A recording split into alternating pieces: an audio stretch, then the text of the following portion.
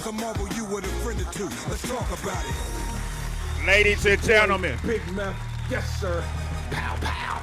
Ladies and gentlemen, one of the most talented individuals that the culture has ever produced.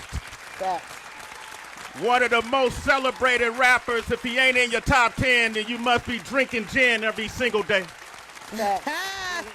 He broke the mold, Rich Nice and Heather B, and let people know you don't just have to grab the mic. You can get in front of the camera, and you can create any way you want to. Woo!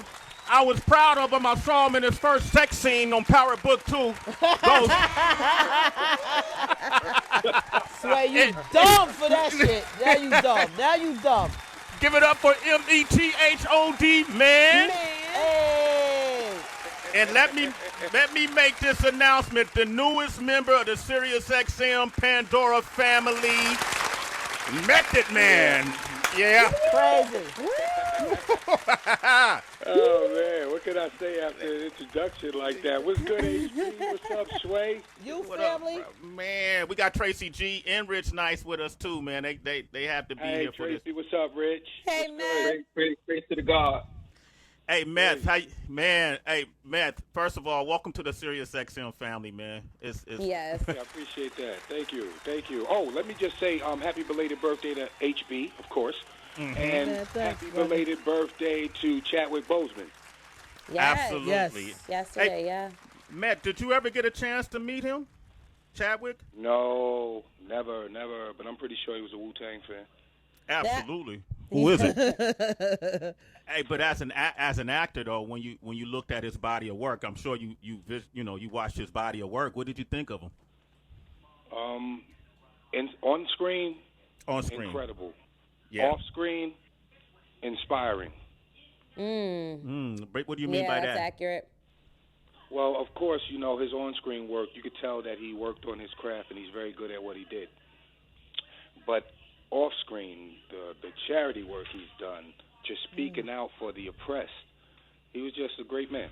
Great man. Just a great man. Method Man is here. I want to talk about the Marvel Method podcast series, but real briefly, I want to go into the Davis McLean Power Book 2 role as Ghost. I was curious to watching you play an attorney. I was so happy and proud because we watched your acting career just constantly advance and evolve since the late 90s. How challenging was this role for you? And what was one of the most challenging roles you had thus far? To answer both those questions, this one. Okay. The most challenging thing about the role, though, was I've never been in the shoes of a lawyer before, so it took a lot of homework, first of all, and the fact that this was a spinoff of a show that was already a hit, that's a lot of intimidation right there. And then you add Mary J. Blige, and it's like, whoa, the stakes are really high. Not to mention Michael Rainey and the Torey Lanez, who are the anchors of the show, in my opinion. And, Michael's our leading man, and we stand behind him 110%. He's carrying the show very well. But as far as challenging, for me, the regular stuff, the lifestyle stuff, I can do. It's the courtroom stuff where I had to ground myself and take a bit of direction. I give credit to Anthony Hemingway for that, who gave me a great note. He said, when you perform in front of a crowd, this is no different than that when you're addressing a jury. Once I got that note, it was all, the gloves were off. It was time to, play. Let's work. Oh, man, yeah, you the best that ever did it on stage, so he gave you a gem right there. Method Man is here, man. It's interesting because I remember there was a time if you did a commercial that was too mainstream, or if you did an acting role that wasn't conducive of which a rap image was, people you could get people kind of frown on it, or they'll think that it was corny. Now it's totally different. It's totally different. At what point, what role was it that made you believe that, what, I don't have to just grab a mic, or did you always believe that? Well, it was grabbing the mic that made me think, well, I don't really have to keep doing. I know I have more to contribute to the game than performing and doing shows. We weren't really doing any new material. The shows weren't the same because a whole new wave of talent came through. Hats off to them. So we were doing a lot of overseas shows, and after like my 5th trip overseas that year, I was fed up. I can't even front, frustrated, and I wanted something different. So I wanted to throw all my eggs into one basket, into this acting thing, with the goal of being a producer. That's the end game for me right there, to be a producer of TV shows and movies, you know. Mm-hmm. But whenever I start something, I got to finish it. And once I dove in, I went all the way in, went to L.A., stayed with my manager, slept on her couch for about a month and a half, went on auditions, went to class, you know, the whole shebang. I actually really paid my dues. I spent like 3 weeks out in the desert with James Franco on a project, no money down, no money whatsoever. You know, it was very hard. That was some of the hardest work I've done, next to this, of course. Mm-hmm. And, you know, I think that everything comes in due time, and this is a great second act for me, and I'm just going to play it for what it's worth. My man Method Man, I love it. You saw his muscles have to be.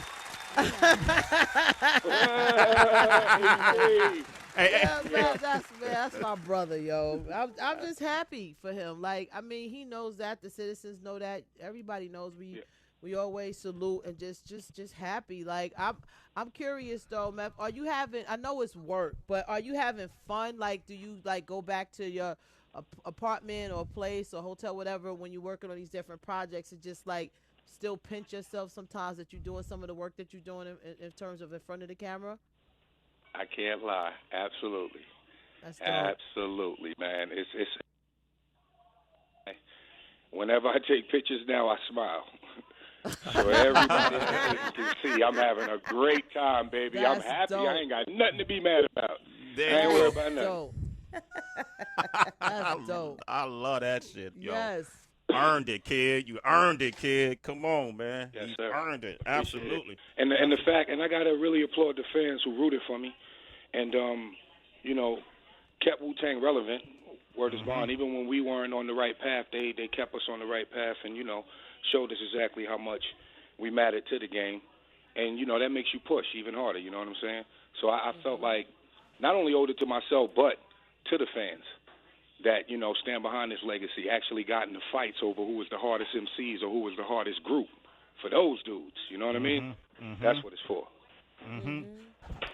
Meth, this is Tracy. Yeah. I'm so happy that we're able to speak with you, bro. I'm wondering, can you speak on, because sometimes when you take acting classes, especially when you're with a teacher who really goes into method acting, no pun, there can be some really out of the box, like extraordinary type of just exercises that you do, you know what I mean? To just practice really embodying an actor. Can you speak on some of those? Like, which one really blew your mind?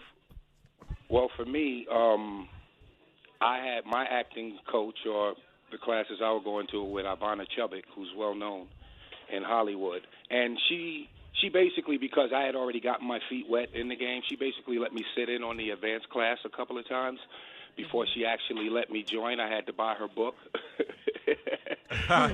Yeah, that part. But then, you know, shortly after that, I got a scene partner. Now, the exercises that I always felt were weird, but I guess they work. Is the worst thing is the emotional journal, where you sit there for like a half hour and you just jot down whatever comes to mind, you know, and you're just jotting. And, you know, for me, my life is an emotional journal, so I don't need to go through all that right now.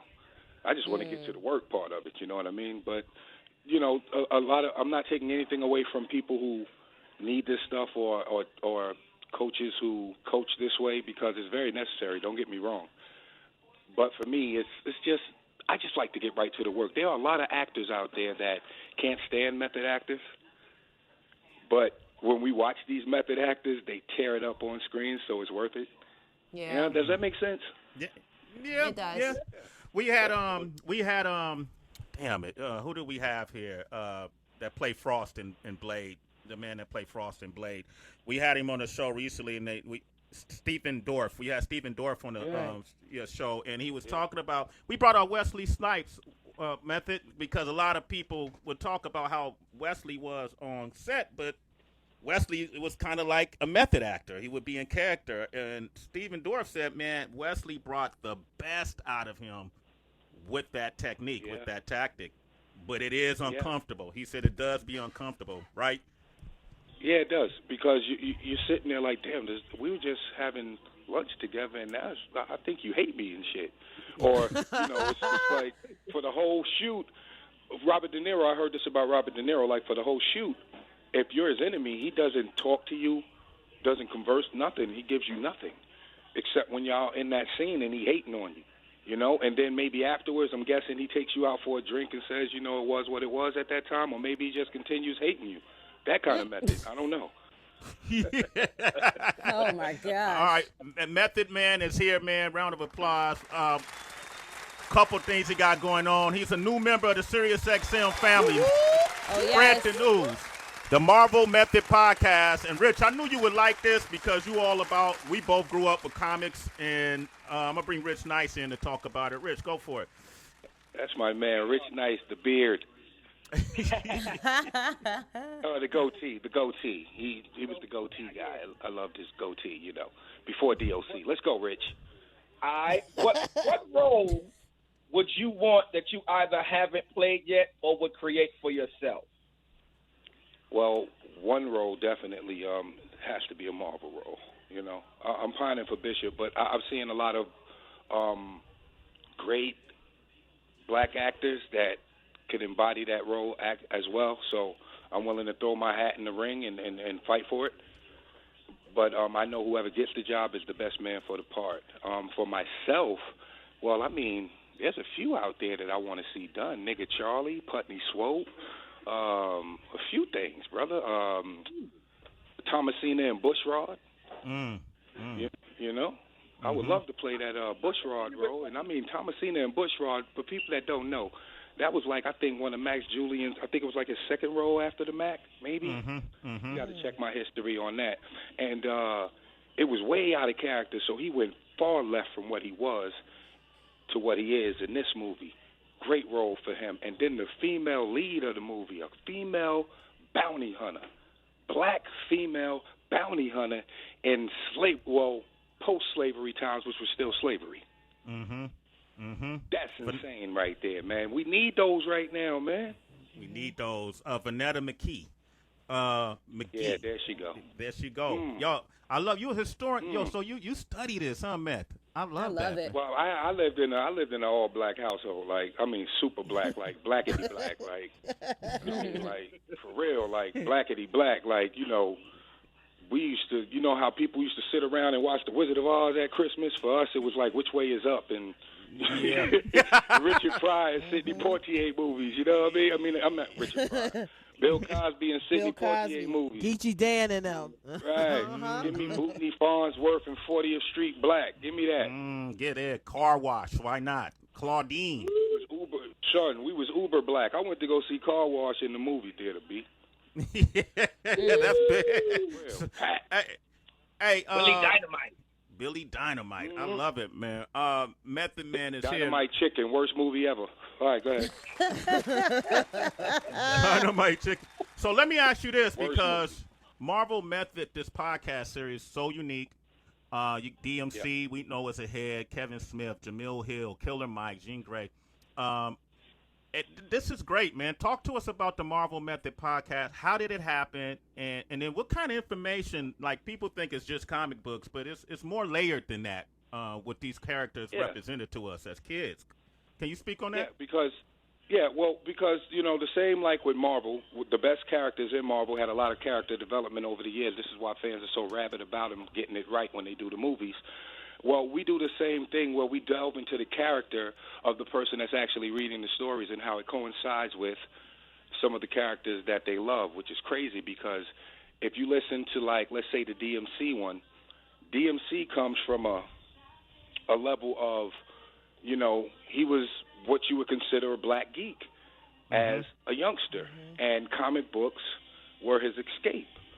And Spider-Man, he grasped on the Spider-Man, who was a nerd, basically, who got superpowers. So through that, and him being who he is now and stuff, I think that helped him along his path. And another thing that I noticed about each of the people that I interviewed is we all have this same kind of moral code that was basically given to us by reading comic books.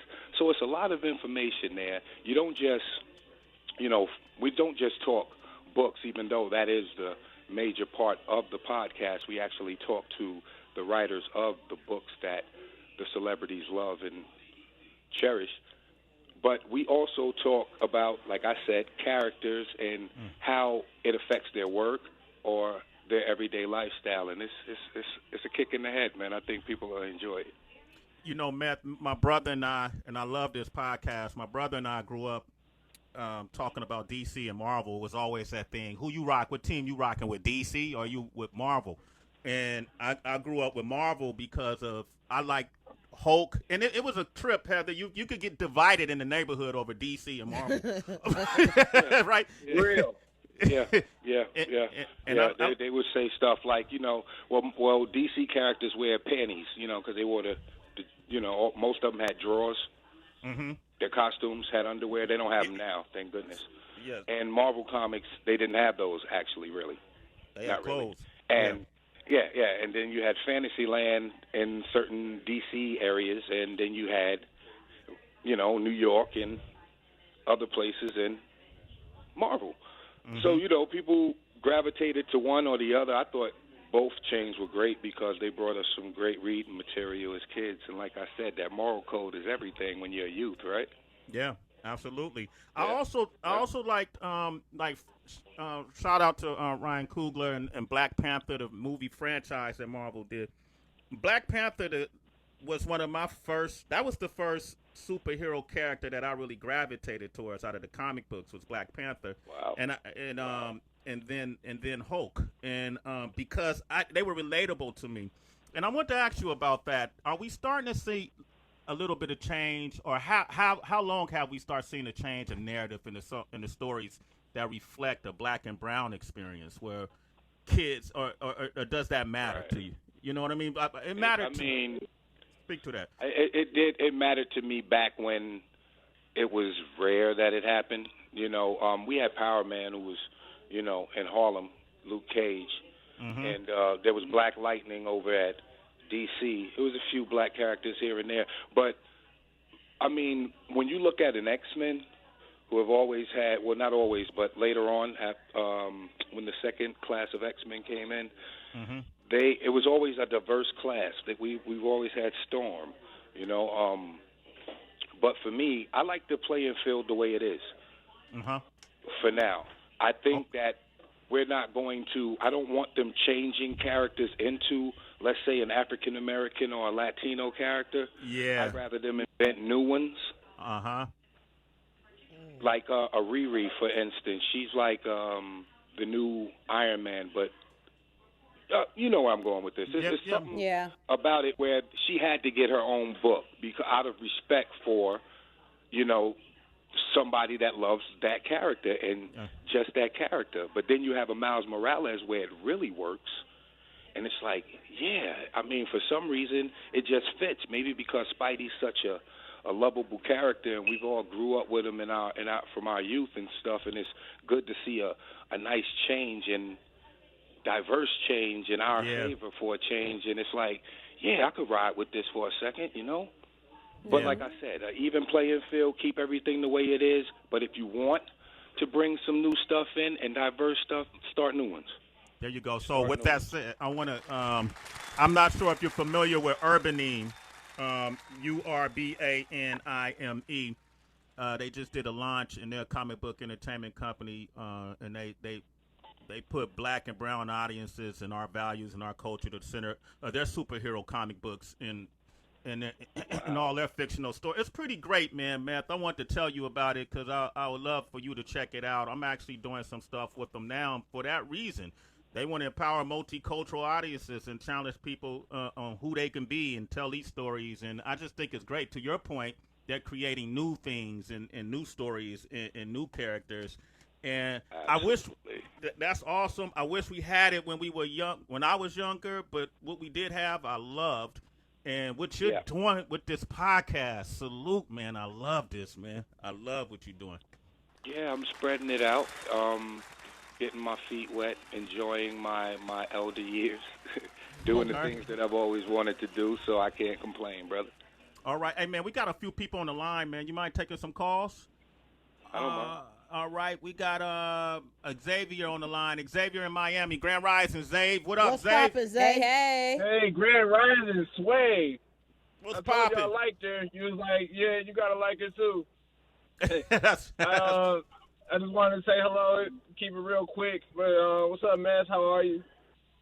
Amazing. It was good. Real quick, before I want to let this breathe a little bit, because I did take some screenshots of the X Spot with 4 floors, just like a decade ago or longer than that. But you have a I'm question, glad Zave? that Zave, you got a question? seeing things multiply. How are you going to collaborate now with other artists?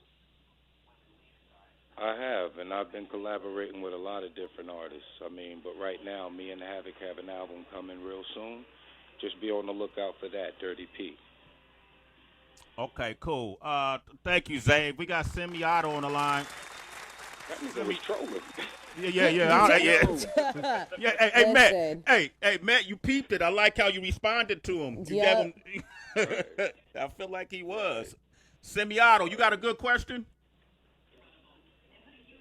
Yeah, good question. I heard with him talking as in he wants to, become a producer. Grand Rising, everyone. First off, hello, Heather B, Tracy What G, up? Sway, Hey, Method hey. Man, Rich Nice, Grand Aoki, Rising. whoever else online. Shout out to all y'all. Holla. But yeah, production wise, what are you interested in producing? I know you did How I'm born in '88, so I'm close to the classic music and stuff, the old vibe of hip hop, the message where it was going, your message of what you were providing, back in the day. What are you interested in producing, as in acting wise, or being that productive? What are you? We were speaking about diversity earlier, and my first goal would be to make movies that reflect or tell our stories the way we would tell our stories.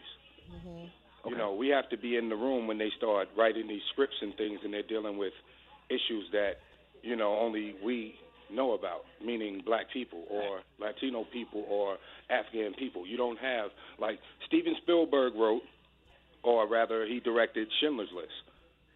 That's something Steven Spielberg, that's a world that Steven Spielberg knows.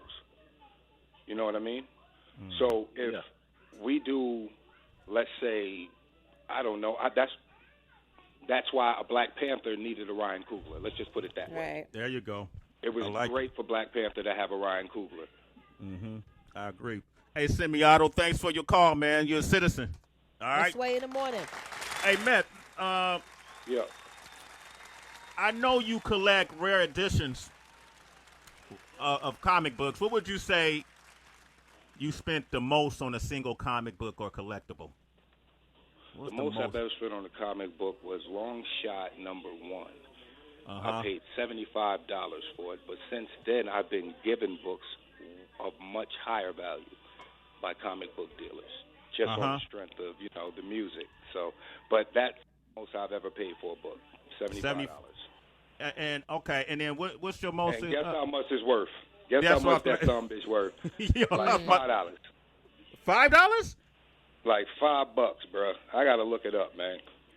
That bitch like $5. Oh yeah, What? yeah.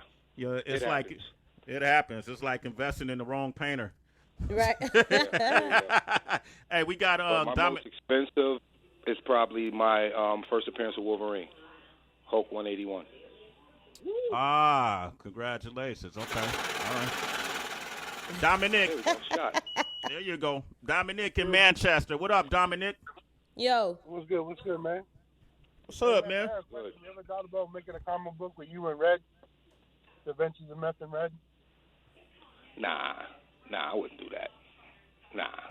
I mean, that would be parody. I wouldn't do that. But they can put me in red in a comic book. That'd be dope. You know, like in an established book already. You know, give us a nice little guest appearance. That'd be hot. You know, let me smack the crap out of like Ghost Rider or something like that. Like, no, I'm Johnny Blaze. You know what I mean? Something crazy. Yo, Dominic, thank you, man. You're a citizen, bro. Sway in the morning. Hey, Rick, let me say this. Hey, Matt, did you watch the Nate Robinson fight? Yeah, I did. And let me just say, man, everybody that, you know, the memes and all that, yes, Nate got knocked the fuck out. We seen it. He got knocked out. But, you know, and everybody saying, you know, it took a lot of courage to get up in there and all that. Let's all just stop. Let's just keep it a buck. If you ain't a boxer, right, don't get in the ring. Period. They tell us all the time. They say, look, you can play anything except boxing. You can play anything except boxing. And what Snoop say? With this pimping. So that's two things you can't play with. Yo, I want Snoop to commentate every fight. Absolutely, and I was saying the same thing. Snoop had me cracking up in there, man. And Jake Paul, and as far as Jake Paul go, you know, he do that. Like he trained for that. Like you know what I mean? He was seeing stuff Nate couldn't see because Nate didn't have enough time to train. Mm-hmm. You know, and plus Nate basically is a lighter weight class than he is. So, and the arms, you know, the height difference. It was a lot of different things for an unexperienced fighter to be in that ring, man. So, you know, I give Nate credit for even jumping up in there, but he shouldn't have been in there. Yeah, he got to fire his counsel. Fire your mans. Whoever his mans is, fire him because your man should tell you, you wildin', Duke. This ain't you shouldn't be doing this. Be mad at him. Be doing yeah. I mean, athlete is an athlete. I get it, but you can't do that. I mean, same way when boxers try and do MMA, it never go right. It never go right. Doesn't go right. Never go right. And vice versa. Yep. Method Man is here, man. We're talking about the new podcast, Marvel Method. I'm going to take one more call. Jared in Oregon. Grand Risings, Jared. Hey, Jared. What's up, Jared? Hey, Grand Risings. What's up, man? For the shakiness. I'm a little nervous. Well, it is Method Man. Listening to Sway, King Tech since back when. Method Man for forever, man. You know, the anthem still blasts on a daily. Oh, and, wow. Talk about it. Talking about Meth, I'm curious on acting. You know, everybody's asked you which the hardest roles, so on and so forth, but what's the most fun you had, man? I mean, you got to be the illest cat in Nebraska. You're also in that, you know, How High, where you're going to row and smoke. And then now you're in the Marvel Universe. So what's the most fun you've had outside of everything else? The most fun I've had. Well, I think that role there, the belly role, was the most fun. And Soul Plane, I can't front. That was fun, too. Because both those guys came from the video director world, so I was familiar with them. It was made for a way more comfortable set. Plus, I knew all the actors, and Snoop is hilarious, so every day on set with him is an adventure. I'd have to say that one, pretty much. Right on, right on. And then hey, Jared, you there? He broke out. Yeah, Jared, you still there, Jared? Yeah, I can hear you. Okay, let me say this too, man. When you bring up Sway and Tech, you know, and we got Method Man on the line with us right now, man. A big part of Sway and Tech and the Wake Up shows, you know, success and sustainability was us attaching ourselves to very unique, groundbreaking, innovative artists that you never heard before that wouldn't always get a mainstream platform. And because we were on mainstream stations, we took full advantage of making that's why we called it the Wake Up Show. We want to wake you up to these dudes from Staten Island. So when Enter the Wu-Tang 36 Chambers first came out, we just, and Meth, you could remember, man, it felt like me and Tech were Wu-Tang Clan members. You know. Everywhere we was at on the West, we seen y'all, man. It was always love. Always. Always love. And so that's, you know, it takes all of us to work together for all of us to be here this long. So Wu-Tang Clan Method, I never thank y'all. I thank everybody all the time. But it was a very essential part because we gravitated towards certain artists like Nas, Wu-Tang Clan, Common. These were our staples. Of course, Biggie and Pac. Yeah, the dilated peoples, the crooked eyes. Yeah, the crooked eyes. Razzcast, Exhibit, all of these dope ass MCs. We made sure we put on these mainstream platforms because with opportunity, these opportunities wasn't there. Meth to tell you there wasn't no Hot 97 in 1993. And it wasn't. Yeah, people was just playing their music late at night. We was playing it everywhere. So it took a village, Jared. You're a citizen though, brother. I appreciate you. In the morning. One day I got to tell a story, Meth. I might need your commentary on it. Okay? Brother, let me tell you something, man. First of all, as far as artists build it, no, that show was built on you and Tech's back.